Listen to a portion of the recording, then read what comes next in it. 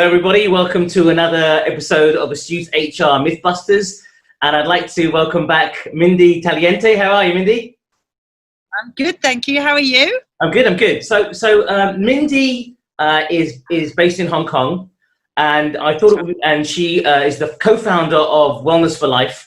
We've done a few episodes together, and I thought it would be very useful for the listeners here to hear what Mindy's got to say, because Mindy's based in Hong Kong, and at the moment I kind of see you guys as being in a kind of a time machine. You're in the future, and you're where we want to kind of get to now. So, and I don't know if you heard or not, Mindy, but Boris Johnson, the PM, basically made an announcement on Sunday, and it was a bit of a confusing message, but essentially what it was saying was, if you can work from home, work from home. If you can't work from home, then go to work, but effectively exercise reasonable behaviors to be able to manage the risk in terms of what is happening out there, so you don't catch it, so you don't get sick, so that you can actually go to work and perform your duties. And employers have an obligation to be able to protect their staff. So whatever that means, right? Whether that's mask or distancing or what have you, or maybe they'll transition people coming into work so there's less crowds at certain times, what have you. So what I thought would be useful, Mindy, was really two things: is give us a little insight into that time machine, so we can see where you're at now in comparison to us. And also, I think you've got a case study of a business you've actually been working with, so that people right now here can get that. What is the employee mindset now? How do we get them back into the game to get back into work? Correct. Okay, good. That's great. Well, firstly, I heard about the PM's somewhat non-understanding. Everybody was left a little bit lost, were they not, after his speech on Monday? There were lots of comedy sketches about it. Go to work, stay home, don't stay at home, stay alert. But the short version is what I said. Yeah. So basically what that already does is your leader of the country has been so vague and ambiguous about everything that doesn't put any kind of confidence or trust in the regular Joe, right? So already you're dealing with uncertainty, but then your PM comes out with a really uncertain message and everybody goes into panic and fear, absolutely. And of course it causes anxiety, right? So where we are in Hong Kong, I'll tell you where we are. We've had 1,050 something cases. We've had 1,009 recoveries, and we've only had 4 deaths since the beginning of more or less the beginning of January this year. So we've been going through this for 4 months already. Schools closed ages ago here. People were wearing masks months ago. We've got 7.6 million people wearing masks, not one without, except me doing this now, obviously. Right. But so we've taken the measures, and next week schools reopen, because we've had 11 days straight of no cases. There was one yesterday that kind of put a little bit of panic. It was only 3 people, but then they've contained that, and they're still going ahead with the government measurements of schools reopening, some as early as May the 20th, which is next Wednesday. So we're kind of looking at the light at the end of the tunnel, where we seem to be coming through something, fingers crossed, and we're returning to some kind of normalcy. So we're out in groups socializing, the bars are open, we're up to 8 people now. Wow. And and dare I say it, life seems good again. So so as you know, we've been working with companies and schools, less schools lately because they've been closed. I'll give an example of what you're talking about, that employees would be really well equipped with going back to work now. And that is a big employee, I can't mention their name, in the UK, who are a retail company. They have manufacturing offices in Hong Kong. And they approached us first, actually, when the protests were going on here in Hong Kong about last April. I don't know if you know much about the protests, but Hong Kong had a huge divide. The population was divided into the blue side and the yellow side. So the blue side was the side of the police, and the yellow side was the pro-democracy side. And you saw bitter divides in families, in schools. It was even brought into schools through teachers, friends, and the workplace.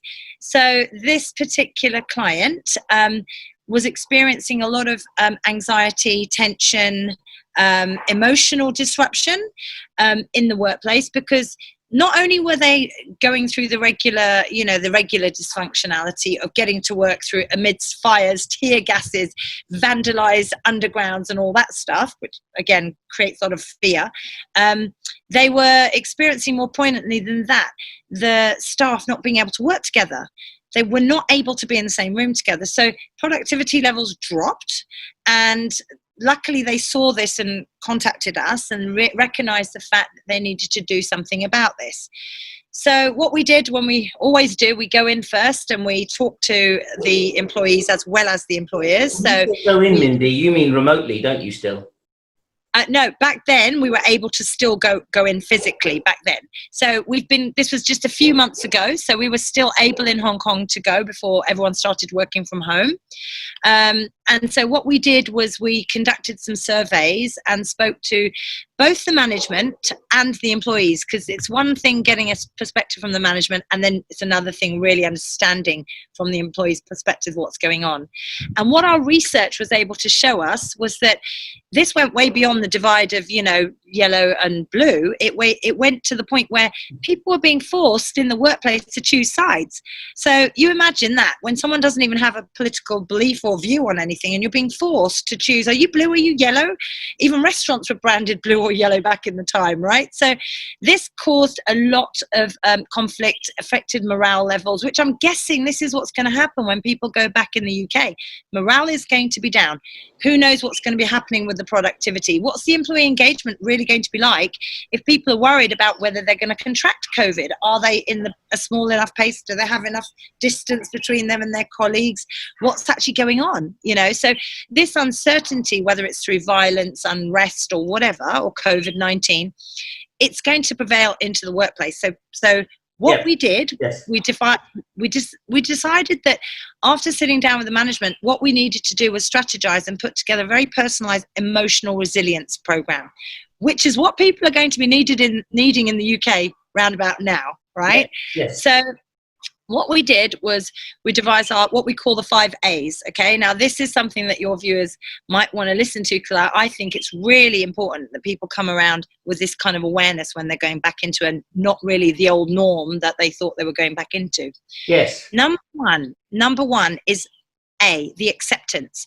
So first of all, you've got to accept that this is the situation. A, you've chosen to go back into work. That's your choice. You take responsibility for that, and then you can manage yourself much more effectively once you accept that this is my reality, right? And it goes exactly the same. That acceptance brings you into the present moment, and it's crucial to be in the present moment, because for this particular client, what was happening, they were bringing things of the past in. That caused a lot of dispute. They were bringing things of the uncertain future into their conversations, which were causing anxiety and stress. So bring yourself into the present moment. So actually, just to touch on that, so getting that level to that acceptance comes back to what you were saying before, which is having clear communication and understanding. If your employers are bringing other stuff into the mix, it's just going to confuse them, So to get them engaged, you've got to have that understanding. Understanding means, well, look, these are your concerns. This is how we're going to address them. And then if employees don't then still come on board, well, that might be a different course of action that the employer could take, whether that's disciplinary or whatever other kind of issue, right? Absolutely. And you just hit the nail on the head on that point. I think employers have to be very proactive about making that communication very clear and keeping the channels very open. Ask your employees, how are you feeling today? Show that slight vulnerability. I've been suffering with this and that and the other myself, so I completely understand what you're going through, but we're all in it together. So I put my hand up because I don't want to interrupt you with the it's not like stop talking. It's like, I want to ask you a question. Miss, and I think it's about being authentic, Mindy, isn't it? Because whenever I think about these kind of conversations, it's quite simple how to have the conversation. Because all you do is, if you're not in that situation, well, put yourself in that situation. What do I need to know? How do I need to be spoken to? Generally, that's kind of the right approach to then get to the right answers on what to do, how to do it. You do something in a robotic corporate manner, people just don't like that vibe. Just get their back up. It's exactly right. We're people. We are made to connect. We're hardwired to connect to our emotions, our thoughts, and everything else, which I'll come to in a minute. But if you're not acting authentically and you're trying to hide behind this facade, this role, it's not going to come through as genuine, and you're not going to get to know what to do and how to deal with the situation. You come from the heart, right? You come from the heart. You come from that empathy, that space of, look, I know it's really hard. Let's work this out together. Show that slight side of vulnerability, because nobody has the answers. Your PM doesn't even have the answers right now. So, Yeah. It's acceptable for everyone, which brings me to the attitude. So the thing that we do next is talk about the attitude. And this is really about your talk in your head and what you're telling yourself. So understanding your thoughts, managing your mind. I won't go into the neuroscience of it right now, but we teach a little bit about the neuroscientific perspective of how your brain is actually wired, and your thoughts are not facts. They're just thoughts. They're just triggers in your brain that come from a backstory that are manifesting as your reality, okay? So thoughts, once we can separate our thoughts from what's actually going on, you're already in a really good position to then take that to awareness, right? So we combine the understanding of the cognitive mind with the emotional awareness. Now, the emotional awareness is first being able to understand what an emotion is, when it's triggered, how to identify it, which is really fun stuff, by the way. And the most important thing, how to catch it, how to grab it before it takes you over and you lose it. That's the key there. So once you've got that understanding of your thoughts and emotions, what you do is you go to our fourth A, which is assessment. You make an assessment about how you would like to respond to a situation, a conversation, rather than react like that. So that takes training, as you know, that takes space. I cannot make a choice unless I have space between myself and the situation that's happening. And that's where this training is amazing, because once people in the UK can understand that their thoughts are just these chit-chat, negative self-talk, and it's triggering this emotion. So my beliefs, my cognitive beliefs, my thoughts are triggering emotional reactions, and that's affecting my communication, for example, right? Once you understand that, you're in control of it. You can manage it. It's amazing. Yeah. And that brings you to, I think this point is very relevant for the people in the UK, and that's assurance. How do you... Acceptance, and we're on the second one, are we? Acceptance, attitude, awareness, yep, assessment.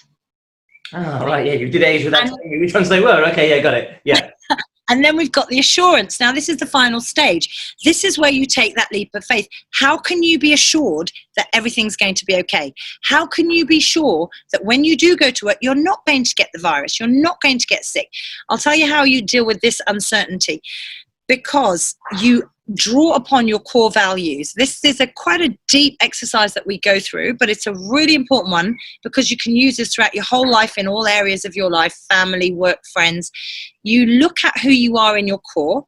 Kindness, for example, gratitude, that's mine. So you draw upon these values. When you're in those moments of uncertainty and you're freaking out about, oh no, am I going to go back to within? What's your core value? Kindness. Right, I have to be kind to myself right now because that's one of my values. Or I have to have gratitude for actually being alive and well in this situation right now and still having a job, or whatever it might be. So these bigger values are what help you get through these times of uncertainty.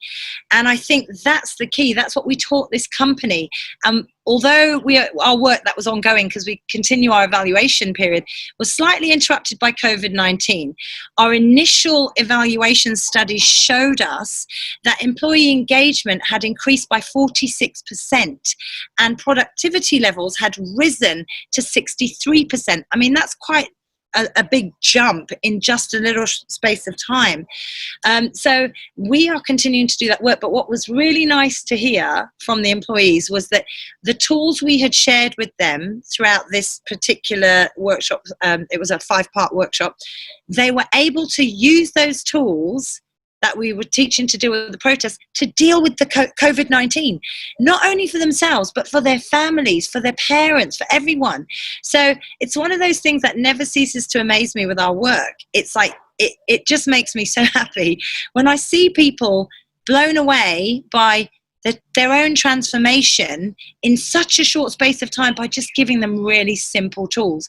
So they're able to live their potential, and they're able to thrive and grow through the face of adversity, which is resilience, right? It's how quickly can you get back up when you're thrown down again? And that's so right. You're so right. You know, normally attitude is my favorite A out of those ones, but I think in the current climate, everyone needs the assurance. That's the key, really, because people are not just looking for, you know, cuddles and that sort of security. They're looking for direction. You know, take my hand as an employee and just lead me the right way. Reassure me that I'm okay, and this is what we're going to do, put in place, and we do care about you and your family and your loved ones, and we're going to make it work. Because if we don't make it work, well, then there's no company. And if there's no company, actually, then everybody loses out. So it's really important that leaders kind of get it right in the first place. And I really, really believe in that. Absolutely. And there's one thing I'm going to leave you and your viewers with, actually, and that is, recently there's been a lot of studies by Yale and Harvard to do with stress. So there'll be a big time of stress that everybody will be feeling when they go back to work, okay? Stress, uncertainty, anxiety. As you said, your favorite A is attitude. It's all to do with the mindset. There've been so many studies done to show you how you perceive stress, whether you perceive it as negative, is going to have negative impacts on your physical health. If you look at stress as something that you can grow and thrive from, you actually benefit and reap the rewards of stress. So it all starts here. And that's where we need to know that we are such powerful creations. We have control of what's here. Nobody else. I don't rely on anybody else out there to make me feel X, Y, or Z or think X, Y, or Z. I take full responsibility for everything I feel and think in every given moment. And that way, no conflict. Because then the beef is with myself. It's really interesting, Mindy, because you know, there's good stress and bad stress, isn't there? So everybody always just takes the negative connotations with stress. Actually, you know, without any kind of stress, you don't do anything. You know, there's no need. Stress is also like an urgency to do something. Or maybe urgency is the wrong word. Maybe it's just to want to, you know, get up out of bed, you know, do a job, get a deadline or whatever. There's so many people have grown in so many ways through this time of stress. So many people have thrived and learned new skills and developed new understanding about things that they would never have done. I was speaking to someone just today, and she said, completely irrelevant, she said, I didn't know that Dyson did fans that were just round with no fan in the middle. She said, gosh, I got out of work for a month and I'm learning all these great things. So, you know, just change the mindset. Don't worry about it in that sense. Stress is also good. So if you're feeling stressed, switch it round. Make it work for you. That's fantastic, Mindy, as always. You can help companies anywhere on the planet in this way, can't you? I know you're based in Hong Kong, but actually it can be done remotely. I normally ask you to give the contact details, but I'm pretty sure people aren't sitting there writing it down. So with this podcast will be your contact links, which will be your website, your email address, and is there a number that they can contact as well? Can we have that as well? Whether it's WhatsApp or whatever it is, or Skype ID? Yeah, and that's one of the skills I've been developing and thriving from through this time is remote work. It's amazing. yeah, it really is. It really is. And there's no reason people can't work together wherever they are. Maybe they have to figure out their time zones, but there could be a message or an email and then you figure it out. Mindy, thank you very much. I'm pretty sure we'll be doing this again in the next week or so anyway. Thanks again. Thank you, everybody, for listening. You know, the message is clear. As employers, you need to communicate with your staff. Give them the assurance. Tell them what you're doing to get them back into work. Get the right attitude. Give the assurances in place. All the A's you heard, the awareness. And Mindy is somebody that can help you with that. If you want to connect to her through me, you have my contact details. As always, please do that. Thank you again, Mindy. And goodbye, everybody. Stay safe and see you again soon. Bye for now.